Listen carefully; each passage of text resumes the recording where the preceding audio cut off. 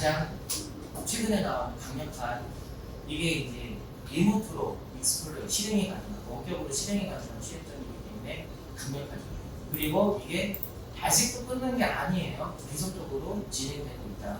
그리고 최근에 랜섬웨어도 진행되고 있죠. 그리고 계속적으로 동향을 파악을 해야 되고요.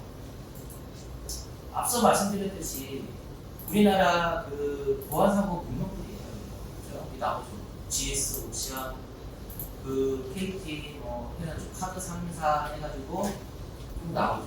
기사들이. 그리고 이거 다 제가 합쳐봤거든요. 다 합쳐봤는데 2억 4천만 원. 그러니까 2억 5천 원을 따지면은 5번 그냥 계속 나온 거예요. 5번. 사이클을 몇 번 돌았죠.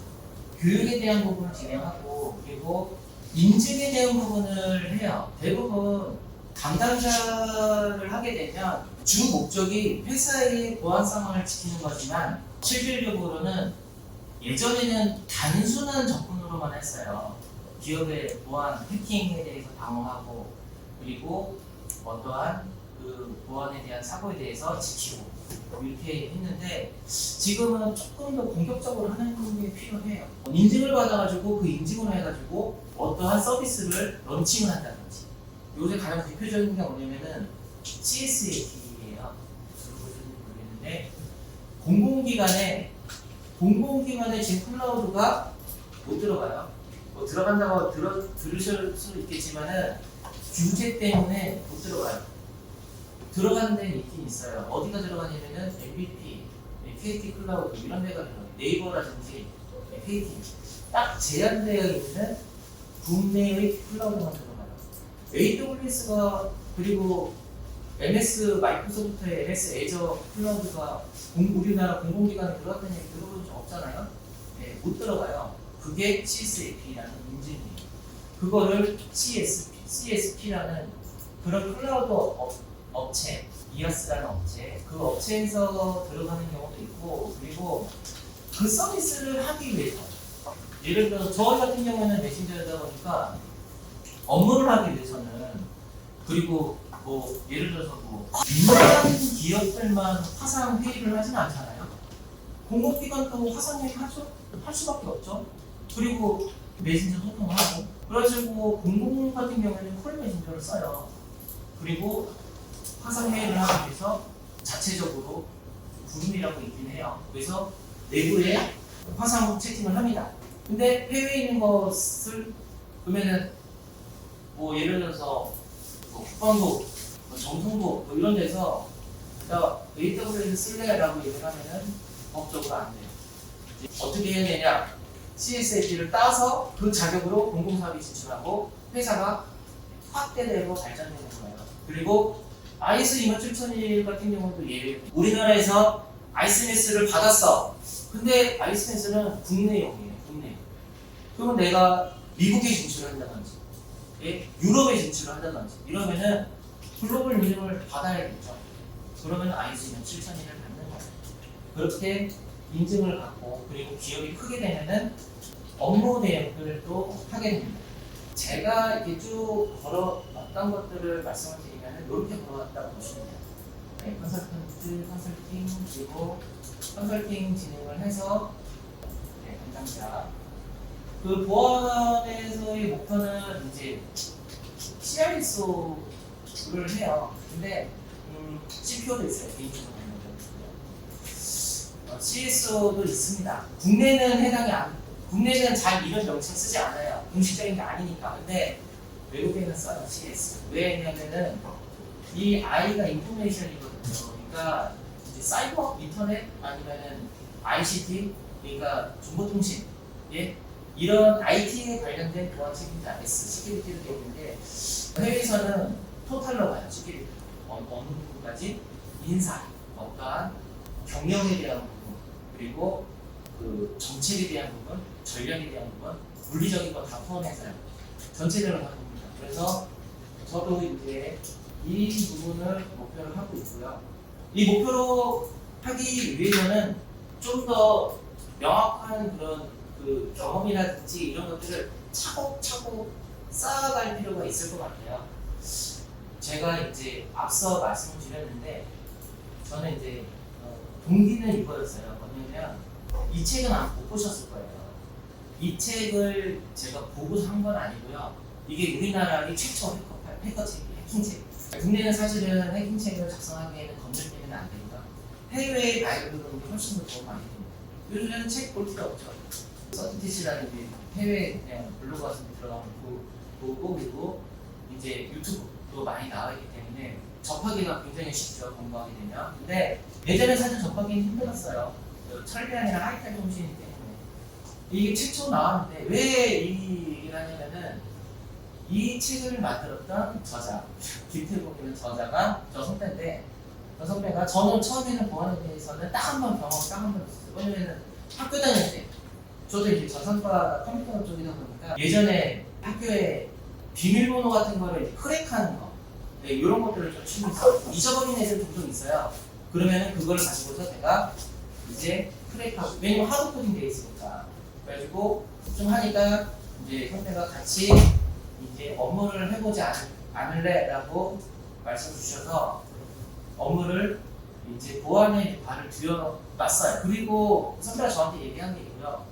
저도 이제 끝으로 좀 말씀드릴 부분, 이 조직에서 그 담당자가 딱 된다고 얘기를 하면요, 이게 규모가 점점 커지거나 이렇게 되면은 어떤 얘기를 하냐면, 회사가 발전되면 나도 발전되고 이런 식으로 생각할 수 있어요. 근데 대부분의 그 조직을 확대를 하면은 위에 있는 그 시니어들이 올라 점점 위에 시니어들이 점점 위에 계속 쌓여요.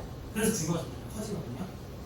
근데 보안실은 안 그래요. 왜냐면은 실질적으로 처음에는 IT에 대한 부분이 형성되지 않을 때는 그냥 IT 서브로만 존재하게 돼요. 왜냐면 보안팀 굳이 필요 없으니까. 그런데 어느 정도 이제 규모가 좀 생기면서 그냥 담당자 한 명이었다가 이거를 어떠한 이제 팀 또는 어떠한 파트로 나눠지게 되고요. 그리고 그걸 팀으로 가게 되고요. 이 팀이 규모가 좀 올라가게 되면 격상을 돼요. 실로 가게 됩니다. 제일 외적인 내용을 해주면 내부에서도 저기 패스워드 설정하세요. 네? 화면 보기 설정하세요라는 지시를 내려줘야 돼요. 내려주셔야 돼요. 그러면은 보안팀에 대한 포지션이 올라갈 수밖에 없어요. 그래서 대기업 같은 경우에는 업무실이라든지 감사실하고 같이 근무를 하는 경우가 많고, 그래서 보안에 대한 담당자에 대한 부분도 필요하다. 역량이 필요하다는 얘기예요. 역량. 하다 보면은 고민을 좀 하게 돼요. 어떤 고민을 하게 되냐면은 좀 이런 부분은 항상 마찰이 생길 수밖에 없습니다. 야 이거 좀 풀어줘야지만 업무를 하게 되는데 막거나 풀어주거나 항상 명확해요. 보안도 뚫리거나 막거나 항상 명확합니다. 열심히 하냐에 대한 성과보다도 잘해야 되는 부분은 사실은 필요합니다. 처음에는 저는 이런 거를 좀 사실은 원했어요. 다 식별해가지고 다 제안하고 어떤 건 풀어주고 명확하게 하고, 그리고 만약에 어떠한 익스플로이 취약점 나왔다 하면은 빨리 공부해가지고 해킹해서 뚫고 이런 부분들이 굉장히 있는데 규모가 어느 정도 커지게 되고 그리고 어느 정도의 범위가 늘어나게 되면 나 혼자서는 할 수 없는 경우가 굉장히 많고, 그리고 동료 또는 조직 아니면은 어떠한 컬처라고 해요. 회사의 분위기라든지 그러한 문화의 영향을 굉장히 많이 받습니다. 분위기가 이 조직에 대해서 트렌드를 어떻게 만들고 사람을 어떻게 조직화해가지고 들어가는지 체험을 하게 돼요. 그래서 사실은 보안에 대한 부분이 굉장히 딱딱한 업무 롤 중에 하나예요. 그렇지만은 저는 무언가 매력이 있다고 생각을 해요. 여러분들도 매력이 무언가 있기 때문에 이쪽을 하시는 거잖아요. 그죠? 저도 이 부분에 대해서 매력을 느끼기 때문에 하는 거다라고 보면 되고요. 보안 전문가. 정보보호 전문가를 왜 하지? 라고 여쭈고 싶어요. 여쭈고 싶은데 저는 예전에 저한테 계속 해답을 받고 있고, 그리고 그것에 대한 거를 조금 마지막 걸로 조금 정리를 하려고 해요. 뭐냐면 우리 이제 이렇게 막 사회에 이렇게 나가고 하잖아요. 사회에 나가고 하면 이제 아프면 병원에 가잖아요. 그래서 의사 치료를 받잖아요. 그죠? 그 어떠한 첨예하게 서로 간의 말이 맞아. 서로 대립을 하고 있어. 그럼 누군가는 해결을 해줘야 돼요. 변호사 찾아가죠. 그래서 법정 공방을 해서 판결을 해서 몇 대 몇. 가장 이제 우리 흔하게 접할 수 있는 건 뭐 교통사고라든지 또는 이제 집에 대한 부분이라든지 여러 가지 있겠죠. 규모가 커지는데 기업에 대한 건 굉장히 많아요. 비일비재해요. 화재가 나거나 침수가 되거나 요새는 뭐 반려견이 다쳐도 출동해요. 뭐든지 운전 119가 무조건 가요. 지금 우리 살아가는 사회에서 이 역할이 굉장히 중요해요. 이래야지는 사회가 돌아가거든요. 당연히 돌아가겠죠. 안 돌아가면 안 되겠죠. 근데 사이버에서는 이 정보보호라는 이 아이템, 콘텐츠가 이 역할을 다 한다는 거죠. 이 역할을 안 할 것 같지만 진짜 다 하고 있어요. 저는 목표를 가지고서 진행을 하면 좋을 것 같습니다. 이번에 질문 하나 있는데요. 네. 한 22년 이렇게 되셨잖아요. 네. 많은 정보 보안 전문가들, 정보 보안 담당하시는 직원분들 많이 만나셨을 텐데 여기 지금 우리 친구들 같은 경우는 선생님들 같은 경우 다 이제 신입이란 말이죠. 만약에 이제 이사님이 보셨을 때 좀 오래되셨겠지만 신입이랑 같이 업무 볼 때 혹시 있었을 텐데 인상 깊었던 신입 혹시 기억나는 부분이 있으면 얘기해 주시면 도움이 될 것 같아요. 인상 깊었다기보다는 제가 신입 얘기를 한번 네네. 네. 인젠이라는 회사가 어떻게 생겨났는지 아세요? 예전에 보안 컨설팅이라는 사업 자체 그게 처음에 태생된 게 뭐냐면 포항공대하고 카이스트하고 대학생들끼리 사이버 전쟁을 일으켜가지고 서로의 홈페이지 자기 대학교의 홈페이지 그리고 전산 시스템 홈페이지 서로 공격해서 다운시키고 살리고 다운시키고 살리면서 서로 공격했어요.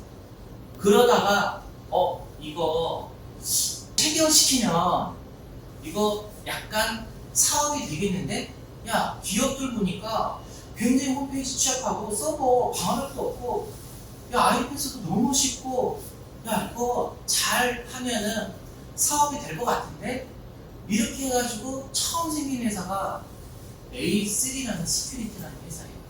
지금도 아직 있죠. 근데 지금은 굉장히 많이 시간이 지났기 때문에 많이 바뀌었는데 그런 회사들이 멤버들이 구성이 어떻게 될 것 같은지 아세요? 멤버들의 구성이 서울대, 연대, 카이스트, 포항공대 되게 똑똑한 애들만 모여요. 뭘로 모이냐면은 병역 특례라는 아이템으로 나 군대 가기 싫으니까 검특 업체를 많이 가요. 그래서 티맥스라는 회사도 가요. 여러분들 알고 있는 옛날에 라이코스라든지 메이트라든지 이런 회사는 다 검특이 있었고요. 그런 쪽에서 IT 개발자는 다 그쪽 다 빠져요. 왜? 똑똑하니까. 군대에서 썩으면 아깝다는 인재로 생각하니까 병특으로 갑니다. 제가 잘한 건 아닌데 어떻게 하니까 인재를 들어갔는데 전부 다 서울대들, 전부 다 카이스트들 다 포함돼. 전부 다 나왔어요. 저 혼자만 지적대 나와가지고 저 혼자만 딱 들어오는데 막 공격하는 거예요. 근데 그때 뭐가 실행이 안 됐어요. 스크립트 돌려가지고 진행을 점검해야 되고 확인이 안 됐어. 그래가지고 이거 안 돼 하는데 제가 때마침 어떻게 하다가 제가 그거를 찾은 거야. 찾아서 입사한 지 한 이틀밖에 안 됐어요. 그 전에 이제 그 약간 조금 공부를 했었죠. 해킹 공부를 했어서 해서 딱 뚫어서 딱 찾았습니다라고 하니까 다 쳐다보는 거죠. 다 쳐다봐서 성훈이는 잘하는 애네. 성훈이 잘하는 애네. 한번 이 집을 딱 박으니까 그 다음부터는 그렇게 어렵지가 않았어요.